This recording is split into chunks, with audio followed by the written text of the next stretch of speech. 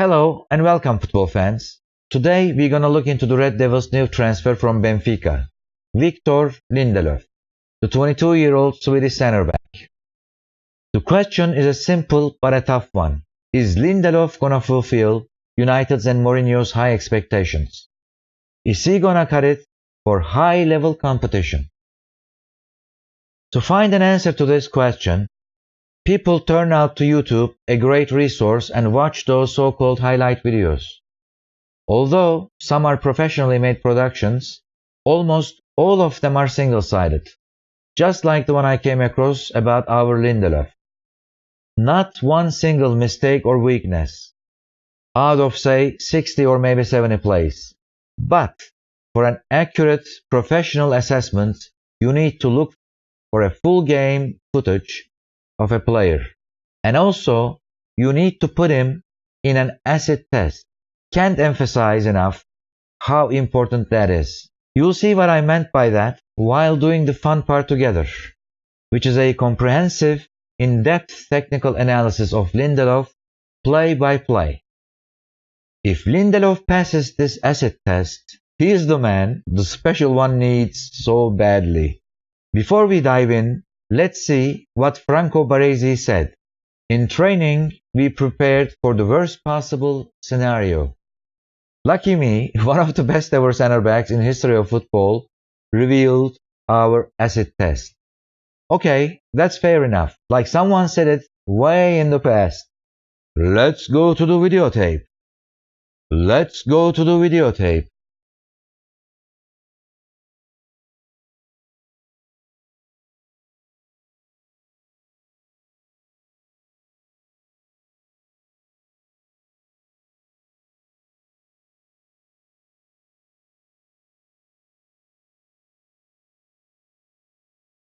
Okay, it's only 2 minutes and 30 seconds into the game, and this is a picture-perfect compact defense displayed by Benfica, and I'll show you why. This is Victor Lindelof. In case you are wondering, this is the back line, and this is the front line. See how short the distance is? About 18 yards in between. Also, the back four is positioned far from their box, very near to the halfway line. The idea here is both to deny space and to keep the opponents as far as possible from their goal. Also, notice that all team is behind the ball so that every player can contribute defensively. Okay, picture perfect defense, right? No, I'm sorry, but not quite so. Okay, let me clear this. Just by looking at this scene, I can see several weaknesses, and I can tell you right now that this team defense is wide open to conceding many goals. Of course, depending on the quality of the opponent and the level of competition. Okay, let's see the proof. This is Liga NOS, the domestic competition. They only conceded 18 in 34 games. But in Champions League, they conceded 14 goals. Only in 8 games. That's 3 times. And that translates to 67 goals in Premier League. Compare that with relegation. Let's go back to Lindelof. Okay, this is Socrates, the center back. What if he targets Aubameyang and makes a pass like this, and Aubameyang runs like that? Neither Luizao nor Lindelof will be able to block him. Worst case scenario, right? However, Socrates misses the opportunity and plays to the left.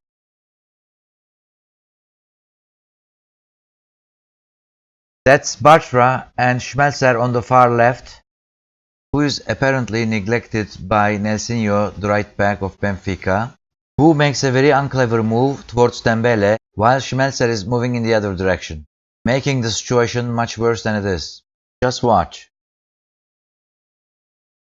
Bartra releases the ball, however it's not high enough, so it's blocked, and Dortmund misses a great opportunity right there, and very lucky of Benfica. Let's forget about it and go back to Lindelof. See what's going on there. Okay, he is together with Aubameyang. Let's look at the postures of both players. They are both upright, and Aubameyang is under control by Lindelof at this moment. Just focus there and see what happens next. Oops, look what happened there. No change in Lindelof. He is standing still, but see Aubameyang how he is leaning forward? He already started the sprint. And let me tell you, he's gone. Gonzo. No way Lindelof can catch him anymore. See what happens in a moment. Schmelzer moves forward on the left and easily finds Aubameyang. And the rest depends on Aubameyang's mercy. Had Buttress ball been just a bit better, just a bit higher. Of course, the worst case scenario we are talking about. Okay, this is a typical counter-attack. And Dembele is doing his thing on the left-hand side. See how Lindelof is coping with this. So far so good. Aubameyang is under control. Let's move forward. Still okay. Let's move forward again.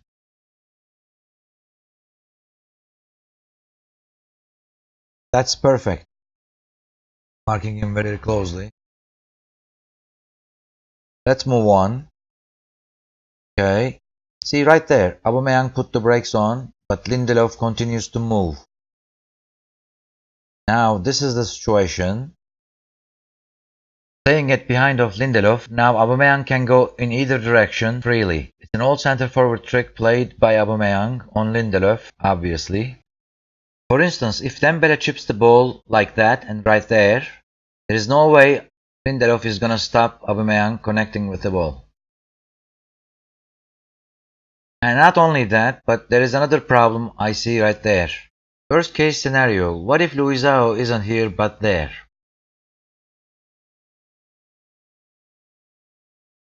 And Dembele cuts the ball low instead of chipping. Lindelof is not positioned to block the pass lane either. Luckily, the block comes in and no harm done. The picture is a clear indication that Lindelof is busier with Dembele than Aubameyang, which is a big defensive mistake. This is another counter-attack by Dortmund. On the run, Aubameyang. The long pass will attempt to connect him behind Lindelof. Just remember that Aubameyang started the run just before the halfway line, so the gap to close is about 6 to 8 yards, which makes me call this pass not so clever. However, let's see what happens. Now, Aubameyang closed the gap already, has got the advantage.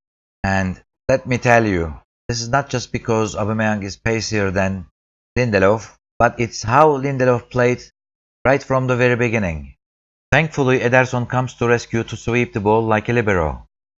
Now, the question becomes, what if he never made that move? What if he made a timing mistake? Okay, this is the last defensive play we're gonna be analyzing today.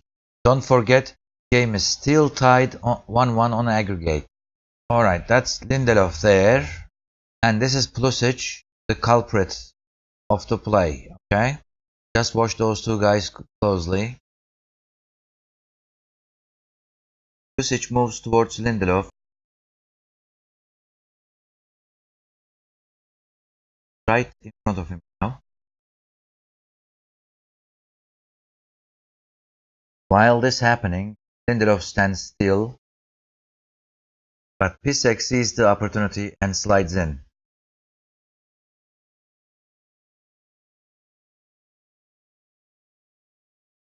What a great run by Pulisic, and too late for Lindelof. Pulisic now doesn't have to finish by himself, as Aubameyang and Dembele are free as birds. But he does with a nice chip over Ederson. Game over, tournament over for Benfica. Look at this scene. Not only Lindelof beaten, but it shows the misery of Benfica defense as a whole. This is what they end up with on a set play.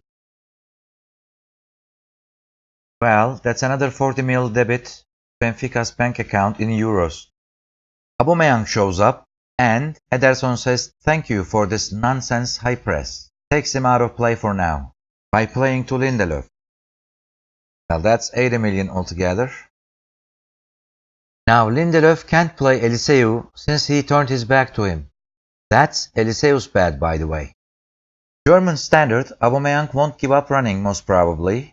Yet, he is in Japan now, and Lindelof has got all the time and space to carry the ball. Let's see what Lindelof is up to. just moves the ball a little bit and stops. Eliseu, still not an option, okay, but he can carry the ball, right? If he proceeded, Aubameyang still being in Istanbul skies, at least he could gain some time for Eliseu to turn his face to him.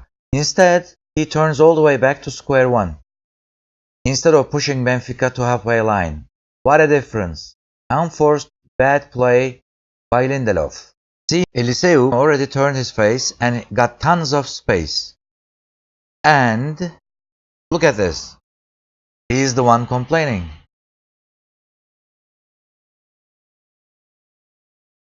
Compare all that with this.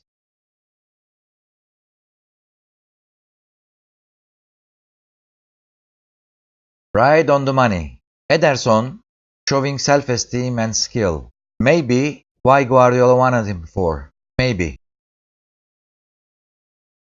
Eliseu controls the ball and gives it to Lindelof. He's got free space and no immediate pressure coming. He takes a couple of steps and stops and turns to his right. Just like in the previous play. Makes you wonder if it's a habit. Then, very quickly he releases the ball. Too quickly actually. Although he's got the time to look for something substantial. Now this is a very short pass. So it's soft and invites pressure. His teammate shows good skill there, but Aubameyang on the press just misses the tackle. Lucky they are.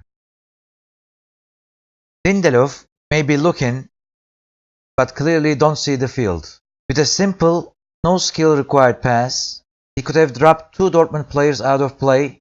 Don't worry, Dembele wouldn't be as near, and Benfica could build from there, with a simple touch. Like that. To make the story short, Lindelof is not in control of the game, but the game controls him, unfortunately. See, even Eliseu option was much better. Okay, let's wrap it up. Going back to our question, will the young Swede turn out to be a sweet signing for United and Mourinho, despite the huge price tag on him?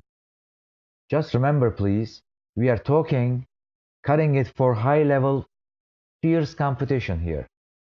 Defensively, the remarkable plays we looked, unfortunately, did not show us any extraordinary skills. On the contrary, some alarming weaknesses. Lindelof has a lot to improve on that. And that's not that easy, let me tell you. Offensively, again a problem. The good news is that he has displayed some good ball handling work and took initiatives actually in the past. That's good. Just check the description and find that highlights video in YouTube and see his most notable plays. If he's done the harder ones, but not the very simple ones that night in Dortmund, then the problem is mental. So, it's up to Mourinho to encourage Lindelof to use the ball, not to avoid it, to take initiatives. That's what United needs. We will see Mourinho's choice on this very shortly at the US tournament when they play against Real Madrid, Manchester City and Barcelona. And I'll do a follow-up video on that, maybe, who knows. If you like the video, you know what to do. Please like, subscribe, whatever. But please just do spread the word. Thank you for watching, and until next time, bye now.